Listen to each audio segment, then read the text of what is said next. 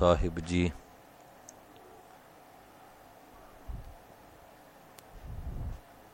ਤੂੰ ਸਮਰੱਥ ਅਕਥ ਅਗੋਚਰ,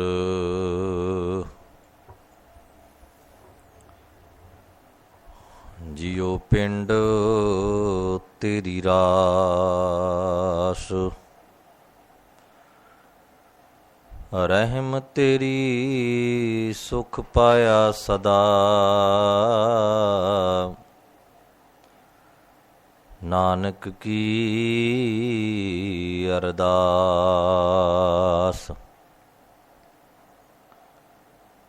ਸਿੱਖੋ ਸ਼ਬਦ ਪਿਆਰਿਓ,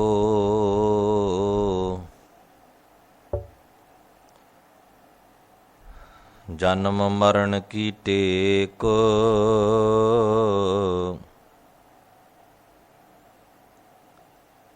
ਮੁਖ ਉਜਲ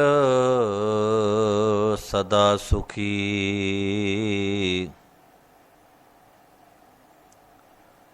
ਨਾਨਕ ਸਿਮਰਤ ਏਕ।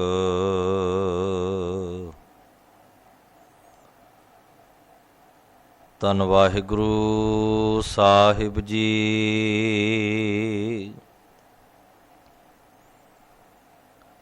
ਫਰੀਦਾ ਮੈਂ ਜਾਣਿਆ ਦੁਖ ਮੁਝ ਕੋ,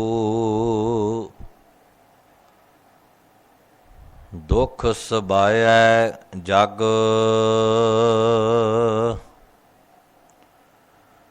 ਉੱਚੇ ਚੜ੍ਹ ਕੇ ਦੇਖਿਆ, ਤਾਂ ਘਰ ਘਰ ਇਹ ਅੱਗ।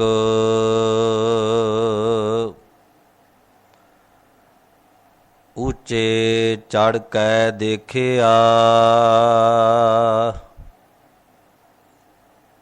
ਤਾਂ ਘਰ ਘਰ ਇਹ ਅੱਗ।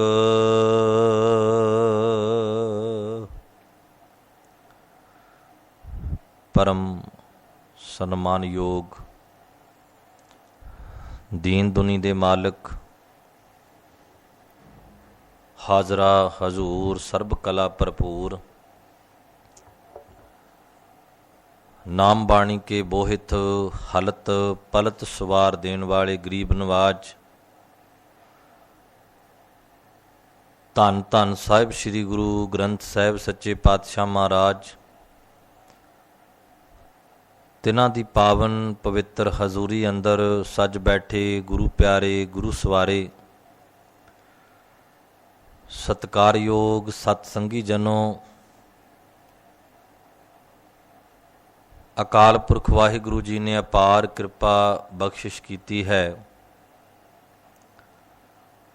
ਸਤ ਸੰਗਤ ਦੀਆਂ ਘੜੀਆਂ ਪ੍ਰਾਪਤ ਹੋਈਆਂ ਹਨ। ਬੜੇ ਪਿਆਰ ਦੇ ਨਾਲ ਗੁਰੂ ਚਰਨਾਂ ਵਿੱਚ ਬੈਠ ਕੇ ਅੰਮ੍ਰਿਤਮਈ ਗੁਰਬਾਣੀ ਦਾ ਪਾਠ ਆਪ ਸਰਬੱਤ ਸੰਗਤਾਂ ਨੇ ਸ਼ਰਵਣ ਕੀਤਾ ਹੈ। ਆਓ ਕੋਈ ਸਮਾਂ ਚੱਲ ਰਹੀ ਲੜੀਵਾਰ ਕਥਾ ਵਿਚਾਰ ਭਗਤ ਫਰੀਦ ਸਾਹਿਬ ਜੀ ਦੇ ਪਾਵਨ ਸ਼ਲੋਕ, ਜੋ ਕਿ ਆਪ ਜੀ ਨੇ 81 ਨੰਬਰ ਸ਼ਲੋਕ ਦਾ ਪਾਠ ਬੜੇ ਪਿਆਰ ਦੇ ਨਾਲ ਸ਼ਰਵਣ ਕੀਤਾ ਹੈ। ਆਪੋ ਆਪਣੀਆਂ ਸੁਰਤੀਆਂ ਨੂੰ ਗੁਰੂ ਚਰਨਾਂ ਦੇ ਵਿੱਚ ਜੋੜਦਿਆਂ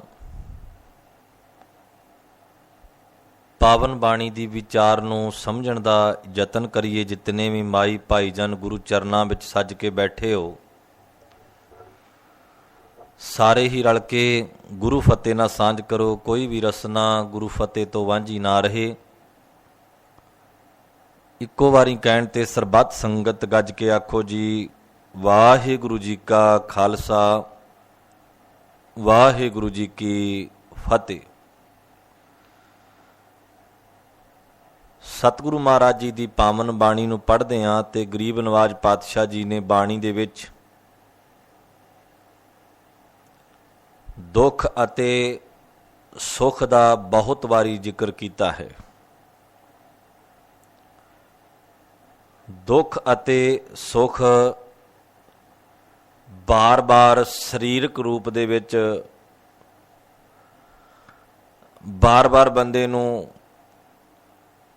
ਬਦਲ ਬਦਲ ਕੇ ਸੁਖ ਆ ਕੇ ਬੰਦੇ ਨੂੰ ਸ਼ਾਂਤੀ ਦਿੰਦਾ ਹੈ, ਦੁੱਖ ਪਰੇਸ਼ਾਨ ਕਰਦਾ ਹੈ। ਸਰੀਰਕ ਦੁੱਖ ਜਿਹੜੇ ਹਨ, ਇਹਨਾਂ ਦੁੱਖਾਂ ਦੇ ਇਲਾਜ ਵਾਸਤੇ ਬੰਦੇ ਨੇ ਕਈ ਤਰ੍ਹਾਂ ਦੇ ਪ੍ਰਬੰਧ ਕੀਤੇ ਹਨ।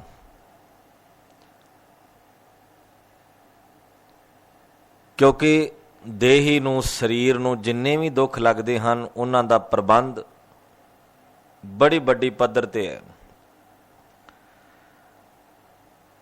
ਕਿਸੇ ਨੂੰ ਕਿਸੇ ਤਰ੍ਹਾਂ ਦਾ ਰੋਗ ਲੱਗ ਜਾਵੇ, ਦੁੱਖ ਹੋ ਜਾਵੇ, ਤੇ ਬੰਦਾ ਕਿਸੇ ਡਾਕਟਰ, ਵੈਦ, ਹਕੀਮ ਦੇ ਕੋਲ ਜਾ ਕੇ ਆਪਣਾ ਇਲਾਜ ਕਰਵਾ ਲੈਂਦਾ ਹੈ। ਗੁਰਬਾਣੀ ਵਿੱਚ ਦੋ ਤਰ੍ਹਾਂ ਦੇ ਸੁੱਖਾਂ ਦਾ ਜ਼ਿਕਰ ਆਇਆ।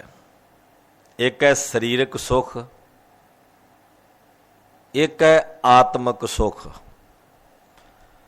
ਤੇ ਦੋ ਤਰ੍ਹਾਂ ਦੇ ਦੁੱਖਾਂ ਦਾ ਜ਼ਿਕਰ ਆਇਆ। ਮਹਾਰਾਜ ਕਹਿੰਦੇ ਇੱਕ ਆਤਮਿਕ ਦੁੱਖ ਹੈ ਤੇ ਇੱਕ ਤੇਰਾ ਸਰੀਰਕ ਦੁੱਖ ਹੈ। ਦੋ ਤਰ੍ਹਾਂ ਦੀ ਭੁੱਖ ਦਾ ਜ਼ਿਕਰ ਆਇਆ। ਇੱਕ ਸਰੀਰ ਦੀ ਭੁੱਖ ਹੈ ਤੇ ਇੱਕ ਮਨ ਦੀ ਭੁੱਖ ਹੈ। ਸਰੀਰ ਦੀ ਭੁੱਖ ਬੰਦਾ ਪ੍ਰਸ਼ਾਦਾ ਛਕ ਲਵੇ, ਕੋਈ ਪਦਾਰਥ ਛਕ ਲਵੇ ਤੇ ਦੂਰ ਹੋ ਜਾਂਦੀ ਹੈ। ਪਰ ਮਨ ਦੀ ਭੁੱਖ ਬੰਦਾ ਸਰੀਰਕ ਤੌਰ ਤੇ ਪੇਟ ਭਰ ਕੇ ਖਾਣਾ ਖਾਧਾ ਹੋਵੇ, ਰੱਜਿਆ ਹੋਵੇ, ਤੇ ਮਨ ਦੀ ਭੁੱਖ ਤਾਂ ਵੀ ਸਤਾਉਂਦੀ ਹੈ। ਜਿਹਨੂੰ ਇਉਂ ਵੀ ਆਪਾਂ ਆਪਣੇ ਸ਼ਬਦਾਂ ਵਿੱਚ ਆਖ ਦਿੰਦੇ, ਬੰਦੇ ਦੀ ਨੀਅਤ ਠੀਕ ਨਹੀਂ ਹੈ, ਇਹਦੀ ਨਿਗਾਹ ਠੀਕ ਨਹੀਂ ਹੈ, ਇਹਦੀ ਨੀਅਤ ਠੀਕ ਨਹੀਂ ਹੈ, ਇਹਦੇ ਇਰਾਦੇ ਠੀਕ ਨਹੀਂ ਹੈ, ਇਹਦੇ ਅੰਦਰ ਲਾਲਚ ਹੈ, ਇਹਦੇ ਅੰਦਰ ਤ੍ਰਿਸ਼ਨਾ ਹੈ, ਇਹਦੇ ਅੰਦਰ ਭੁੱਖ ਹੈ, ਇਤਿਆਦਿਕ ਸ਼ਬਦ ਵਰਤਦੇ ਆਪਾਂ। ਸਤਿਗੁਰੂ ਮਹਾਰਾਜ ਗਰੀਬ ਨਵਾਜ ਪਾਤਸ਼ਾਹ ਨੇ ਜਦੋਂ ਦੁੱਖਾਂ ਦਾ ਜ਼ਿਕਰ ਕੀਤਾ, ਸਤਿਗੁਰੂ ਕਹਿੰਦੇ ਇੱਕ ਹੈ ਸਰੀਰਕ ਦੁੱਖ, ਜਿਨ੍ਹਾਂ ਦਾ ਇਲਾਜ ਵੈਦ, ਹਕੀਮ, ਡਾਕਟਰ ਦੇ ਪਾਸ ਜਾ ਕੇ ਅਸੀਂ ਕਰਵਾ ਲੈਂਦੇ ਹਾਂ। ਪਰ ਜਿਹੜੇ ਆਤਮਿਕ ਦੁੱਖ ਨੇ, ਆਤਮਿਕ ਦੁੱਖਾਂ ਦਾ ਇਲਾਜ ਕਿਸੇ ਡਾਕਟਰ, ਵੈਦ, ਹਕੀਮ ਦੇ ਕੋਲ ਨਹੀਂ ਹੈ। ਸਾਡੀ ਮਾਨਸਿਕਤਾ ਨੂੰ ਸਥਿਰ ਰੱਖਣ ਦਾ ਇਲਾਜ ਕਿਸੇ ਵੈਦ, ਹਕੀਮ ਦੇ ਕੋਲ ਨਹੀਂ ਹੈ। ਬੰਦੇ ਦਾ ਮਨੋਬਲ ਡਿੱਗ ਜਾਵੇ, ਮਾਨਸਿਕ ਤੌਰ ਤੇ ਬੰਦਾ ਪਰੇਸ਼ਾਨ ਹੋ ਜਾਵੇ, ਤੇ ਕਈ ਵਾਰ ਇਉਂ ਵੀ ਆਖਦੇ ਨੇ ਇਹਨੂੰ ਮੈਂਟਲ ਹਸਪੀਟਲ ਲੈ ਜਾਓ। ਬੰਦੇ ਦੇ ਦਿਮਾਗ ਦੀ ਨਾੜੀ ਇੱਧਰ ਉੱਧਰ ਹੋ ਜਾਵੇ,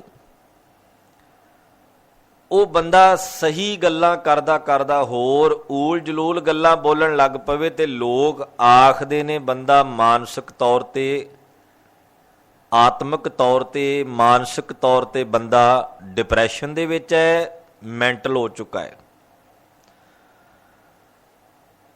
ਸਿਆਣਾ ਤਾਂ ਬੰਦਾ ਉਨੀ ਦੇਰ ਹੀ ਆਪਣੇ ਆਪ ਨੂੰ ਸਮਝਦਾ ਨਾ, ਜਿੰਨੀ ਦੇਰ ਤੱਕ ਕਿਸੇ ਤੋਂ ਠੱਗੀ, ਠੋਰੀ, ਝੂਠ, ਫਰੇਬ ਇਧਰੋਂ ਉਧਰੋਂ ਕਰਕੇ ਇਕੱਠਾ ਕਰ ਲਵੇ, ਲੋਕ ਕਹਿੰਦੇ ਸਿਆਣਾ ਬੜਾ ਹੈ।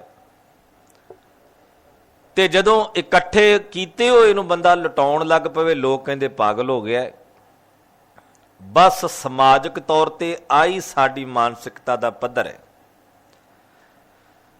ਮੈਂ ਅਰਜ਼ ਕਰਨ ਲੱਗਾ ਸੀ, ਕਿਧਰੇ ਵੀ ਦਿਮਾਗ ਦੀ ਇੱਕ ਵੀ ਨਾੜੀ ਇੱਧਰ ਉੱਧਰ ਕਿਤੇ ਕੋਈ ਗੜਬੜ ਹੋ ਜਾਵੇ, ਕੋਈ ਹਰਕਤ ਕਰ ਜਾਵੇ, ਤੇ ਅਸੀਂ ਉਸ ਬੰਦੇ ਨੂੰ ਆਖਦੇ ਹਾਂ ਇਹ ਪੇਸ਼ੈਂਟ ਹੈ, ਇਹ ਦਿਮਾਗੀ ਪੇਸ਼ੈਂਟ ਹੈ, ਇਹਦਾ ਦਿਮਾਗ ਦਾ ਇਲਾਜ ਹੋਣ ਵਾਲਾ ਹੈ, ਇਹ ਤਾਂ ਮੈਂਟਲ ਹੋ ਚੁੱਕਾ ਹੈ। ਪਰ ਗੌਰ ਕਰਿਓ ਸਾਧ ਸੰਗਤ, ਕਈ ਵਾਰ ਬੰਦਾ ਆਪਣੇ ਮਨ ਦੇ ਵਿੱਚ ਇਹੋ ਜਿਹੀਆਂ ਵਿਚਾਰਾਂ ਤਿਆਰ ਕਰ ਲੈਂਦਾ ਹੈ ਕਿ ਉਹਨੂੰ ਦੁਖੀ ਕਰਨ ਵਾਲਾ ਕੋਈ ਦੂਜਾ ਨਹੀਂ ਹੁੰਦਾ, ਉਹਦੇ ਮਨ ਦੀਆਂ ਵਿਚਾਰਾਂ ਹੀ ਉਹਨੂੰ ਦੁਖੀ ਕਰਦੀਆਂ ਨੇ। ਸੰਸਾਰ ਦੇ ਅੰਦਰ, ਸਮਾਜ ਦੇ ਅੰਦਰ ਤਰ੍ਹਾਂ ਤਰ੍ਹਾਂ ਦੇ ਲੋਕ ਵੇਖਣ ਵਾਸਤੇ ਮਿਲਣਗੇ। ਜਿਨ੍ਹਾਂ ਨੂੰ ਵੇਖਦਿਆਂ ਕੁਝ ਲੋਕ ਉਹ ਆਉਣਗੇ ਜਿਨ੍ਹਾਂ ਨੂੰ ਵੇਖਦਿਆਂ ਸਾਨੂੰ ਖੁਸ਼ੀ ਵੀ ਹੋਵੇਗੀ, ਕੁਝ ਉਹ ਆਉਣਗੇ ਜਿਨ੍ਹਾਂ ਨੂੰ ਵੇਖਦਿਆਂ ਸਾਰ ਸਾਡੇ ਮਨ ਵਿੱਚ ਹਲਚਲ ਮਚ ਜਾਵੇਗੀ, ਸਾੜਾ ਸ਼ੁਰੂ ਹੋ ਜਾਵੇਗਾ, ਜੈਲਸੀ ਸ਼ੁਰੂ ਹੋਵੇਗੀ, ਈਰਖਾ ਹੋ ਜਾਵੇਗੀ। ਕਿਸੇ ਨੇ ਸੋਹਣਾ ਕੱਪੜਾ ਪਹਿਨ ਲਵੇ, ਕੋਈ ਪਾ ਲਵੇ, ਕਿਸੇ ਨੇ ਕੋਈ ਚੰਗੀ ਵਧੀਆ ਗੱਡੀ, ਕਾਰ, ਮੋਟਰ ਲੈ ਲਈ ਹੋਵੇ, ਤੇ ਉਹ ਤਾਂ ਆਪਣੀ ਗੱਡੀ 'ਚ ਸਵਾਰ ਹੋ ਕੇ ਜਾ ਰਿਹਾ ਹੁੰਦਾ ਹੈ, ਪਰ ਸਾਡੀ ਸੁਰਤ ਵਿੱਚ ਹਲਚਲ ਮੱਚੀ ਹੁੰਦੀ ਹੈ। ਸਾਡੇ ਮਨ ਦੇ ਅੰਦਰ ਈਰਖਾ ਦਾ ਜਨਮ ਹੋ ਚੁੱਕਿਆ ਹੁੰਦਾ ਉਸ ਵਕਤ ਤੱਕ।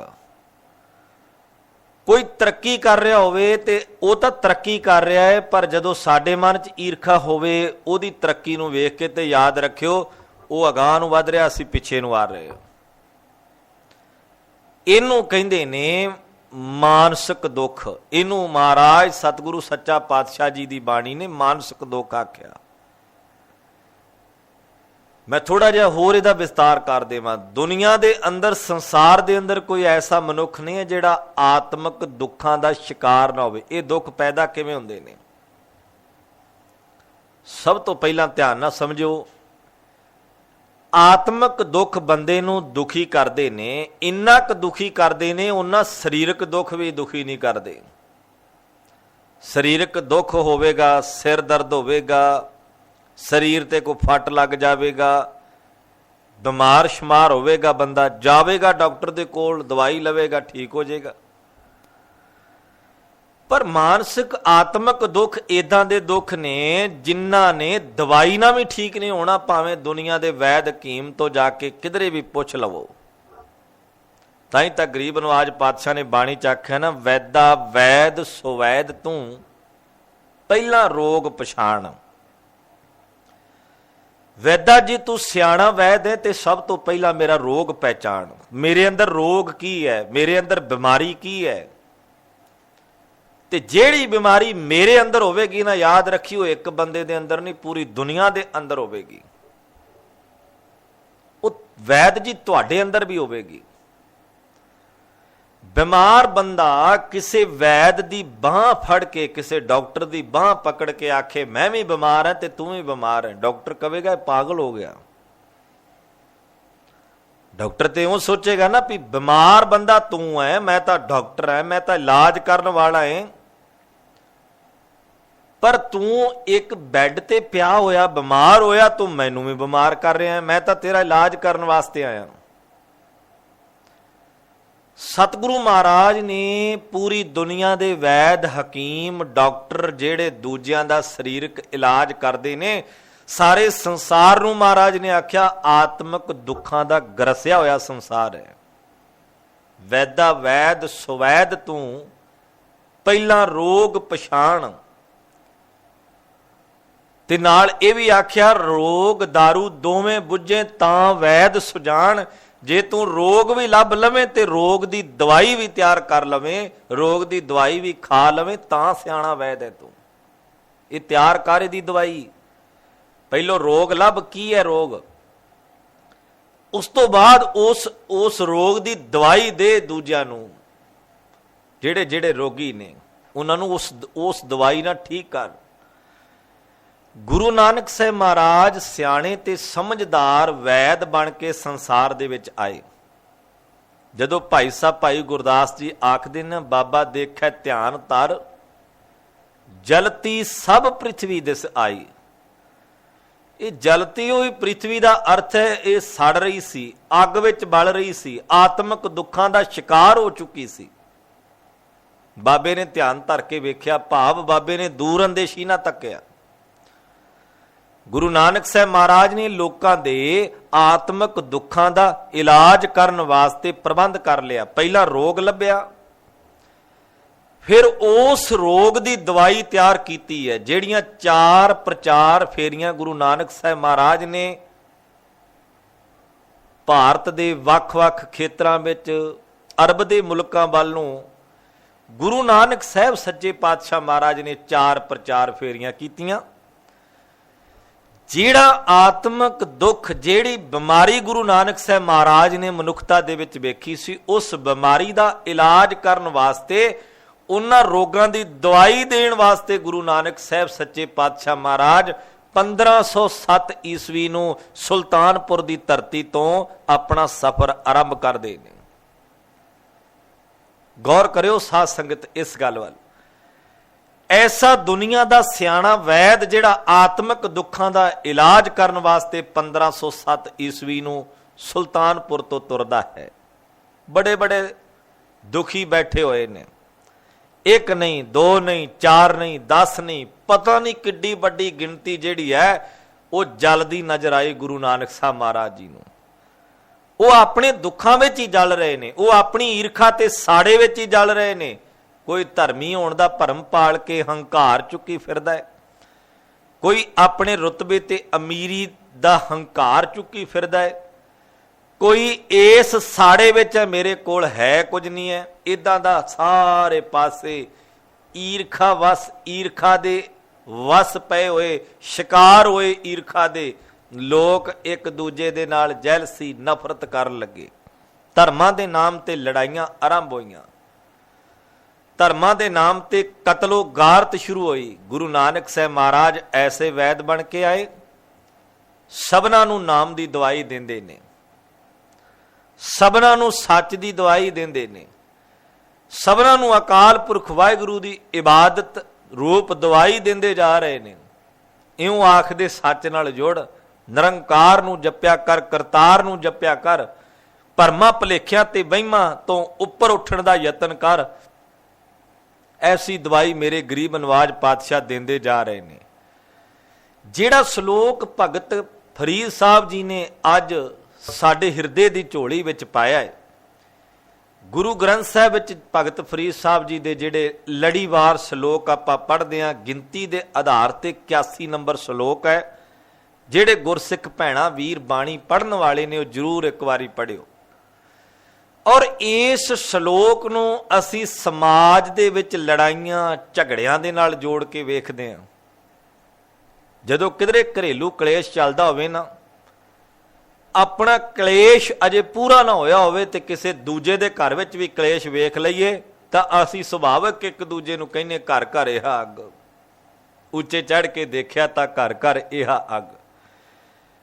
एक कलेश वो है जिहड़ा परिवारक तौर ते है, एक कलेश समाजिक तौर ते है, पर एक कलेश जिहड़ा साडी सुरत विच चलदा है। बड़ा वड्डा युद्ध चल रहा, निमरता दे नाल हंकार दा, लालच दे नाल संतोख दा युद्ध चल रहा है। यह भी बड़ा तकड़ा कलेश चल रहा अंदर। झूठ दे नाल सच लड़ रहा है। ये एक कलेश बाहर दा असीं देखदे हां, सानूं वेखण वास्ते मिलदा। लोग हथियारां नाल लड़ाई करदे ने, डांगा सोटियां नाल लड़ाई करदे ने, कलेश करदे ने। कोई अपने हक्कां लई लड़ रहा है, कोई किसी दे हक खोण लई लड़ रहा है, कोई शौक दे नाल लड़ रहा है, कोई मजबूरी वस लड़ रहा है।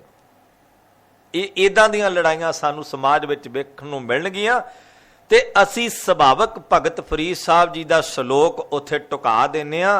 घर घर इहा अग, भी हर घर विच ये लड़ाई है, हर घर विच ये झगड़ा है। पर एक झगड़ा साडी सुरत विच चल रहा, जिन्हों महाराज दी बाणी ने आख्या झगड़ा एक नबेरो राम।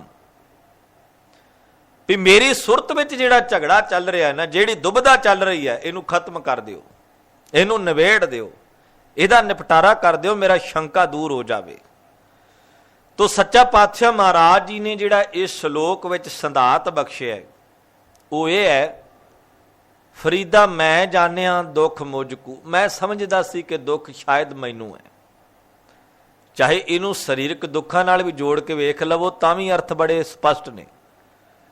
सरीरक तौर पर बंदा दुखी होवे ते उन्होंने इउं लगदा भी जिवें मेरे घर ही दुख है, दुनिया बाकी सुखी बैठी है। किसी घर विच कोई मृत्यु हो जाए तो बंदे नूं इउं लगदा भी मेरे घर ही मृत्यु होई है, बाकी तो संसार मैनूं हसदा ही दिसदा है, बाकी तो दुनिया नज़र आ रही है। लोग हसदे फिरदे ने, भज्जे फिरदे ने, गड्डियां कारां मोटरां स्कूटरां साइकलां ते लोकां नूं वेखदा भज्जे फिरदे ने, हसदे फिरदे ने। पर मेरे घर विच मृत्यु होई, दुनिया विच सब तो वध दुखी मैं ही हाँ। ये बंदे दा अपना भुलेखा हो सकता है। पर दुनिया दे अंदर तो कोई ऐसा घर नहीं है जिथे किधरे मृत्यु ही ना हुई होवे, जिथे किरे ये मौत का दुख आया ही ना होवे, शरीरक मौत का। अजे के बंदे नूं इन्ना क तैयार मन करके होना चाहिए सी कि जे शरीरक मौत आ ही गई है ना, ये तो अटल सच्चाई आउणी सी।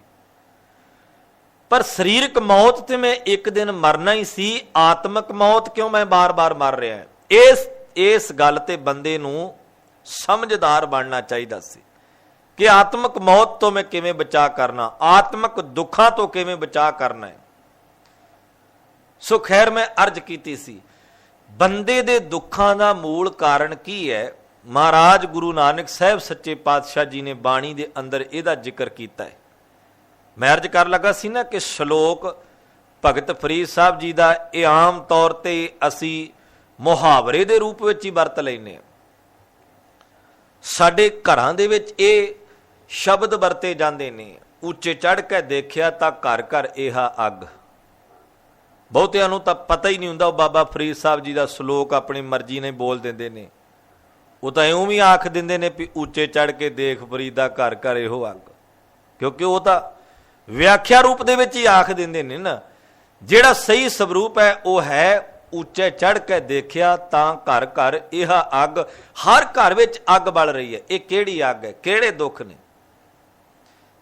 ਕਿਹੜੀ ਅੱਗ ਬਲਦੀ ਹੈ? ਕਿਹੜੇ ਦੁੱਖਾਂ ਦੀ ਅੱਗ ਬਲਦੀ ਹੈ? ਤੋ ਮਹਾਰਾਜ ਆਖਦੇ ਦੁੱਖ ਵਿਛੋੜਾ, ਇੱਕ ਦੁੱਖ ਭੂਖ। ਸਭ ਤੋਂ ਪਹਿਲਾਂ ਇਹ ਵਿਛੋੜੇ ਦੀ ਅੱਗ ਬਲਦੀ ਹੈ, ਜਿਹੜਾ ਪ੍ਰਮਾਤਮਾ ਵਾਹਿਗੁਰੂ ਦੇ ਨਾਲੋਂ, ਸੱਚ ਦੇ ਨਾਲੋਂ ਵਿਛੋੜਾ ਤੇਰਾ ਪਿਆ ਹੈ। ਮਾਇਆ ਦੀ ਭੁੱਖ ਦੀ ਅੱਗ ਬਲਦੀ ਹੈ, ਕਿਉਂਕਿ ਵਿਛੋੜਾ ਪੈਣ ਕਾਰਨ ਹੀ ਅੱਗ ਬਲ ਰਹੀ ਹੈ ਨਾ। ਜੇ ਤੂੰ ਮਿਲਾਪ ਕਰ ਲਵੇਂ ਤੇ ਅੱਗ ਇਹ ਬੁਝ ਜਾਵੇ, ਸ਼ਾਂਤ ਹੋ ਜਾਵੇ, ਸਬਰ ਆ ਜਾਵੇ, ਸੰਤੋਖ ਆ ਜਾਵੇ। ਤੇ ਜੇ ਤੂੰ ਮਿਲਾਪ ਹੀ ਨਹੀਂ ਕਰਨਾ ਚਾਹੁੰਦਾ, ਜੇ ਤੂੰ ਦੂਰੀ ਬਣਾ ਕੇ ਰੱਖਣੀ ਚਾਹੁੰਦਾ, ਤਾਂ ਯਾਦ ਰੱਖੀਏ ਇਹ ਅੱਗ ਬਲਦੀ ਰਹੇਗੀ।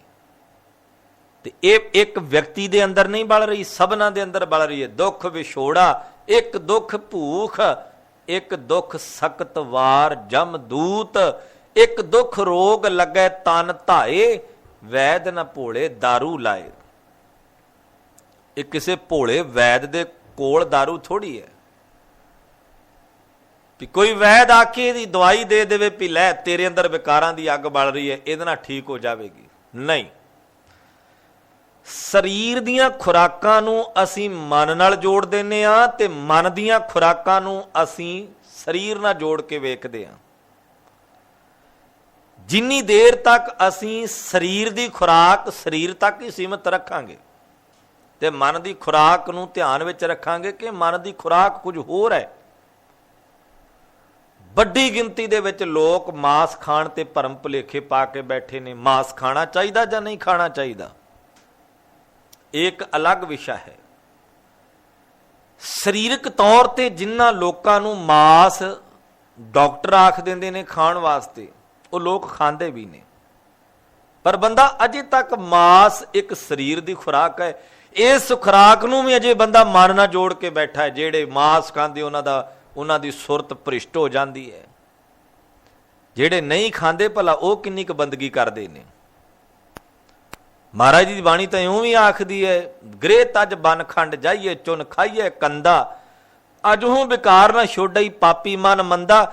ਉਹਨਾਂ ਨੇ ਤਾਂ ਘਰ ਵੀ ਛੱਡ ਦਿੱਤੇ, ਜੰਗਲਾਂ ਵਿੱਚ ਜਾ ਕੇ ਗਾਜਰ ਮੂਲੀਆਂ ਦੇ ਪੱਤੇ ਖਾ ਕੇ ਗੁਜ਼ਾਰਾ ਕਰਨ ਲੱਗੇ। ਲੰਬਾ ਸਮਾਂ ਬੰਦਗੀਆਂ ਕਰਕੇ ਵਾਪਸ ਘਰਾਂ ਨੂੰ ਮੁੜੇ, ਪਰ ਮਨ ਦੇ ਵਿਚਾਰ ਉਹੀ ਹੋਈ ਰਹੇ।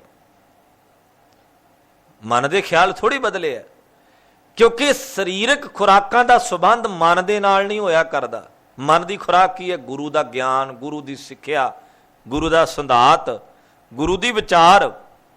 ਇਹ ਸਾਡੇ ਮਨ ਦੀ ਖੁਰਾਕ ਹੈ। ਸਾਚਾ ਨਾਮ ਮੇਰਾ ਆਧਾਰੋ, ਸਾਚ ਨਾਮ ਆਧਾਰ ਮੇਰਾ, ਜਿਨ ਭੁੱਖਾਂ ਸਭ ਗਵਾਈਆਂ। ਇਹ ਮਨ ਦੀ ਖੁਰਾਕ ਹੈ। ਨਾਮ ਮਨ ਦੀ ਖੁਰਾਕ ਹੈ। ਨਾਮ ਤੋਂ ਭਾਵ ਹੈ ਗੁਰੂ ਦੀ ਸਿੱਖਿਆ। ਇਹ ਸਾਡੇ ਮਨ ਦੀ ਖੁਰਾਕ ਹੈ।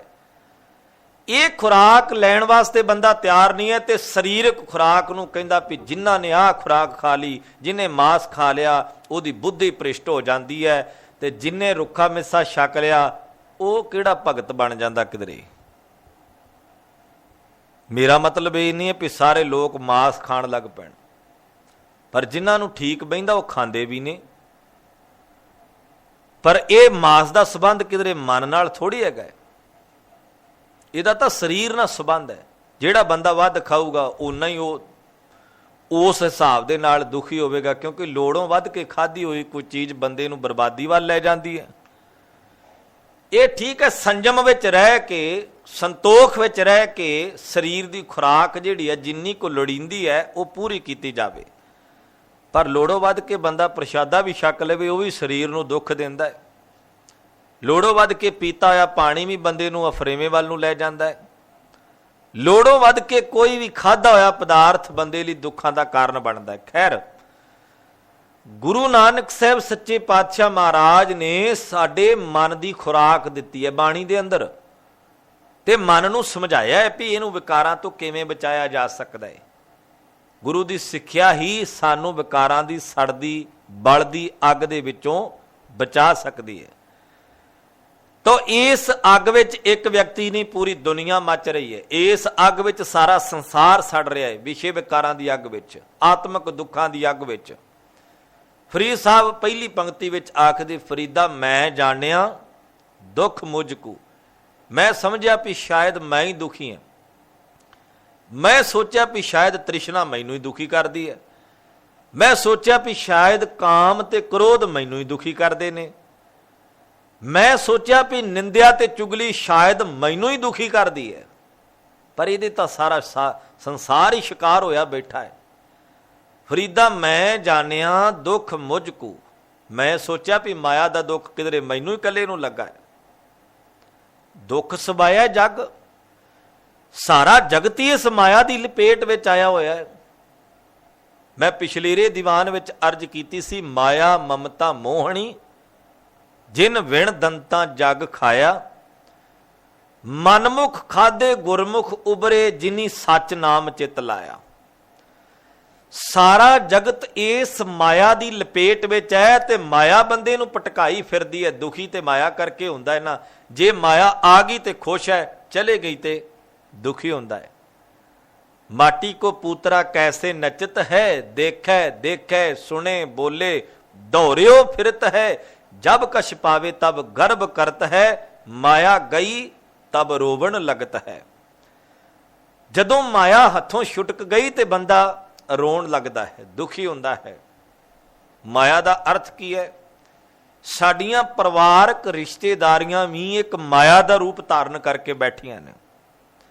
ਜੇ ਇੰਨੀ ਗੱਲ ਸਮਝ ਆ ਜਾਵੇ ਨਾ ਵੀ ਬੰਦਾ ਜਹਾਨ ਤੇ ਆਇਆ, ਦੁਨੀਆ ਤੇ ਆਇਆ ਤੇ ਇਹਨੇ ਰੁਖਸਤ ਹੋ ਜਾਣਾ ਹੈ, ਫਿਰ ਤਾਂ ਸਮਝਦਾਰੀ ਹੈ।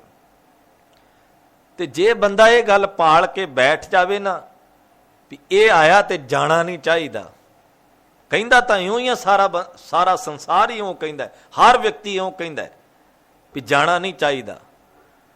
ਪਰ ਕੁਦਰਤ ਦਾ ਇੱਕ ਅਟੱਲ ਨਿਯਮ ਹੈ, ਜਿਹੜਾ ਸੰਸਾਰ 'ਚ ਆਇਆ ਉਹ ਚਲੇ ਹੀ ਜਾਂਦਾ, ਤੇ ਉਹਦੇ ਜਾਣ ਤੋਂ ਬਾਅਦ ਇੱਕ ਵਿਛੋੜੇ ਦਾ ਸੱਲ ਅੰਦਰ ਪੈਦਾ ਕਰਕੇ ਜਿਉਣਾ, ਜਾਂ ਫਿਰ ਇਹ ਇੰਨੀ ਅਟੈਚਮੈਂਟ ਦਾ ਦਿਖਾਵਾ ਕਰਨਾ ਵੀ ਮੈਂ ਹੁਣ ਉਹਦੇ ਤੋਂ ਬਿਨਾਂ ਜਿਉਂਦਾ ਰਹਿ ਹੀ ਨਹੀਂ ਸਕਦਾ। ਇਹਨੂੰ ਵੀ ਇਉਂ ਆਖਿਆ ਗੁਰਦੇਵ ਜੀ ਨੇ ਕਿ ਇਹਨੂੰ ਮਾਇਆ ਚਿੰਬੜੀ ਹੋਈ ਹੈ। ਸਾਰਾ ਆਲਾ ਦੁਆਲਾ ਜਿੰਨਾ ਪਰਿਵਾਰਕ ਤੌਰ ਤੇ, ਸਮਾਜਿਕ ਤੌਰ ਤੇ ਜਿੱਥੇ ਵੀ ਬੰਦਾ ਆਪਣੇ ਅਕੀਦੇ ਤੋਂ ਡੋਲ ਜਾਵੇ, ਸਮਝ ਲੈਣਾ ਉੱਥੇ ਮਾਇਆ ਪ੍ਰਭਾਵ ਪਾ ਗਈ, ਉੱਥੇ ਮਾਇਆ ਇਹਨੂੰ ਦੁਖੀ ਕਰ ਗਈ। ਮਹਾਰਾਜ ਆਖਦੇ ਮੈਂ ਜਾਣਿਆ ਦੁੱਖ ਮੁਝ ਕੂ, ਦੁੱਖ ਸਬਾਇਆ ਜਗ। ਇਹ ਦੁੱਖ ਮੈਂ ਸੋਚਿਆ ਸੀ ਵੀ ਸ਼ਾਇਦ ਮੇਰੇ ਅੰਦਰ ਹੀ ਹੈ, ਪਰ ਇਹ ਤਾਂ ਸਾਰੇ ਸੰਸਾਰ ਦੇ ਲੋਕਾਂ ਦੇ ਅੰਦਰ ਹੈ। ਉੱਚੇ ਚੜ੍ਹ ਕੇ ਦੇਖਿਆ। ਉੱਚੇ ਚੜ੍ਹਨ ਦਾ ਅਰਥ ਕੋਈ ਮਨਾਰੇ ਤੇ ਚੜ੍ਹ ਕੇ ਨਹੀਂ ਦੇਖਿਆ। ਉੱਚੇ ਚੜ੍ਹ ਕੇ ਦੇਖਿਆ ਦਾ ਅਰਥ ਹੈ ਇਹਨਾਂ ਦੁੱਖਾਂ ਵਿੱਚੋਂ ਬਾਹਰ ਹੋ ਕੇ, ਉੱਚਾ ਹੋ ਕੇ, ਦੁੱਖਾਂ ਤੋਂ ਉੱਚਾ ਉੱਠ ਕੇ, ਮਾਇਆ ਤੋਂ ਉੱਚਾ ਉੱਠ ਕੇ ਆਪਣੇ ਜੀਵਨ ਕਿਰਦਾਰ ਨੂੰ ਉੱਚਾ ਕਰਕੇ ਵੇਖਿਆ ਮੈਂ, ਸੁਰਤ ਉੱਚੀ ਕਰਕੇ ਵੇਖਿਆ ਮੈਂ, ਤਾਂ ਘਰ ਘਰ ਇਹ ਅੱਗ। ਇਹ ਗੱਲ ਉਦੋਂ ਸਮਝ ਲੱਗੀ ਹੈ, ਇਹ ਗੱਲ ਉਦੋਂ ਸਮਝ ਵਿੱਚ ਆਈ ਕਿ ਘਰ ਘਰ ਦੇ ਵਿੱਚ ਹੀ ਹਰ ਬੰਦਾ ਮਾਇਆ ਦੇ ਨਾਲ ਠੱਗਿਆ ਜਾ ਰਿਹਾ ਹੈ, ਵਿਸ਼ੇ ਵਿਕਾਰਾਂ ਦੀ ਅੱਗ ਵਿੱਚ, ਦੁੱਖਾਂ ਵਿੱਚ ਸੜ ਰਿਹਾ ਹੈ। ਸਤਿਗੁਰੂ ਗੁਰੂ ਗਰੀਬ ਨਵਾਜ ਗੁਰੂ ਨਾਨਕ ਸਾਹਿਬ ਮਹਾਰਾਜ ਜੀ ਨੇ ਆਸਾ ਦੀ ਵਾਰ ਬਾਣੀ ਦੇ ਅੰਦਰ ਇੱਕ ਪੌੜੀ ਦੇ ਵਿੱਚ ਇਹਦਾ ਜ਼ਿਕਰ ਕੀਤਾ। ਸਤਿਗੁਰ ਵਿਟੋਂ ਵਾਰਿਆ ਜਿਤ ਮਿਲਿਆ ਖਸਮ ਸੰਭਾਲਿਆ। ਜੀਵਨ ਉੱਚਾ ਚੁੱਕਣ ਦੀ ਗੱਲ ਹੈ, ਦੁੱਖਾਂ ਤੋਂ ਉੱਪਰ ਉੱਚਾ ਉੱਠਣ ਦੀ ਗੱਲ ਹੈ। मैं गुरु तो सदके जाना जिस गुरु ने मैनू इन्हां दुखां तो उच्चा उठण दी जाच सिखा दिती है। सतगुर विटों वारिया जित मिलिया खसम संभालिया, जिन कार उपदेश ज्ञान अंजन दिया, इन्हीं नेत्री जगत निहालिया। मैं सतगुरु तो सदके जांदा हां जिस गुरु नूं मिल के मैनू खसम मालक वाहिगुरू दी याद सुरत विच मेरे टिक गई ते गुरु ने ऐसा ज्ञान दा उपदेश दिता, ऐसा ज्ञान अंजन भाव मेरी सुरत दियां अखां विच ज्ञान दा सुरमा पा दिता मेरे गुरु ने। जिन कार उपदेश ज्ञान अंजन दिया, ते जदों मेरी सुरत विच ज्ञान गुरु पातशाह जी ने बख्शिश कीता ते फिर मैं सुरत दे उन्हां नेत्रां नाल जगत नूं तकिया, ज्ञान वाली सुरत वाली बिरती नाल मैं तकिया। जदों ज्ञान की बिरती नाल तकिया, भाव जिहड़ी गुरु ने सिक्ख्या दित्ती सी उन्हें मेरा जीवन किरदार उच्चा चुकिया, ते मैं की देखिया समाज विच इन्हीं नेत्री जगत निहालिया। दुनिया नूं वेख्या की कर रही है दुनिया, खसम छोड़ दूजे लगे डूबे सेवड़ जा रहा। खसम नूं मालक नूं छड्ड के ते दूजे लगे भाव माया दे विच जुड़े होए ने, विछे विकारां च डुब रहे ने, सड़ रहे ने। ते यही गल बाबा फरीद साहब जी ने इत्थे आखी है कि ऊंचे चढ़ के देखा। ऊंचा चढ़न का अर्थ है जीवन ऊंचा करके वेख्या, दुखों तो उपर उठ के वेख्या, दुखों नूं मामूली समझना शुरू कर दिता। भाव गुरु ने ऐसी दृढ़ता बख्शिश की, जदों सुरत दे नेत्रां दे विच ज्ञान का प्रकाश हो गया ते फिर मैनू पता लगा भी नहीं नहीं मैं ही दुखी नहीं सी, पूरा संसार इस माया ने दुखी किया होया, विषय विकारां ने दुखी किया होया। उच्चे चढ़ के देखिया तां घर घर यह अग, हर घर दे विच, हर हिरदे घर विच इन्हां विषय विकारां दी अग बल रही है। सो गुरु के प्यारिओ, इस पावन श्लोक दे विच बाबा फरीद साहब जी ने जिहड़ी मेन गल आखी है, ऊंचे चढ़ के देखिया, ये वेख्या भी तां ही जा सकदा जदों जीवन किरदार उच्चा हो जावे, साडा अपना अंतर आत्मा उच्चा हो जावे, असी दुखां तो उपर उठ जाइए।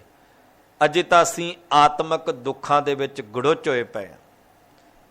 शरीरक दुखां तो ते बंदा बच जांदा, आत्मक दुख साडे ते बार बार हमला करदे ने।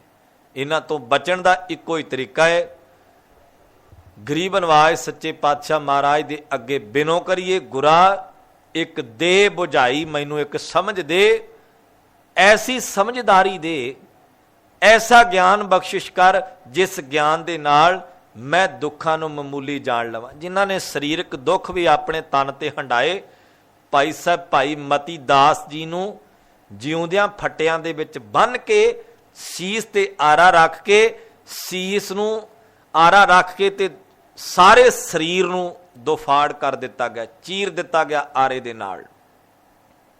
दुख तां शरीरक है ना, पर आत्मक तौर ते भाई साहब इन्ने क दृढ़ सन, इन्नी क दृढ़ता सी उन्हां दे अंदर कि वो आत्मक ते शरीरक दुखां तो उच्चे उठ चुके सन। उन्हां नूं इस गल दी परवाह नहीं सी, पर उन्हां नूं चीरन वाले इस दुख नूं बड़ा वड्डा दुख समझदे सन। पर चीरे जाण वाले ने आखे तां मामूली दुख है मेरे वास्ते, क्योंकि मेरे गुरु ने मैनू एडी वड्डी दृढ़ता बख्शी है। सो आओ गुरु के प्यारिओ, जिथे असीं अपने आप नूं गुरु सिੱਖਿਆ दे नाल दृढ़ करना है, इन्हां आत्मक दुखां तो छुटकारा करवाउणा है, विषय विकारां ते काबू पाउणा है, ते इस माया दे दुख विचों बाहर आके गुरु चरनां दे भौरे बन के, गुरमत दे रस्ते दे पांधी बन के इस जगत विच जीवन किरदार नूं उच्चा करके जीवीए। उच्चे चढ़ के देखिया, देखिया तां जा सकदा जे उच्चे चढ़ांगे, भाव उच्चा जीवन किरदार करांगे तां ही सब कुछ देख सकते हैं। जे असीं उच्चा जीवन किरदार नहीं कर सकते तां फिर सानू दिसेगा भी कुछ नहीं, अजे तां साडीआं अखां ते पट्टी बज्जी हुई है। गुरु पातशाह रहमत करन, साडे सबना दी झोली विच गुरमत दी दात पाउण, ये भुलेखा दूर करिए कि मैं ही दुखी हाँ। महाराज आखदे सारा जगत दुखी है। शरीरक दुखां नूं वेख के असीं कहने मैं दुखी हाँ, पर नहीं, सारा जगत शरीरक दुखां दा भी शिकार है।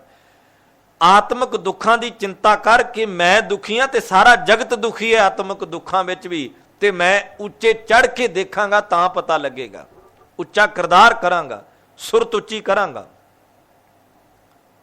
ਜਿਸਮਾ ਨੁਖ ਪੈ ਕਰੂੰ ਬੇਨੰਤੀ ਸੋ ਆਪਣੇ ਦੁੱਖ ਭਰਿਆ।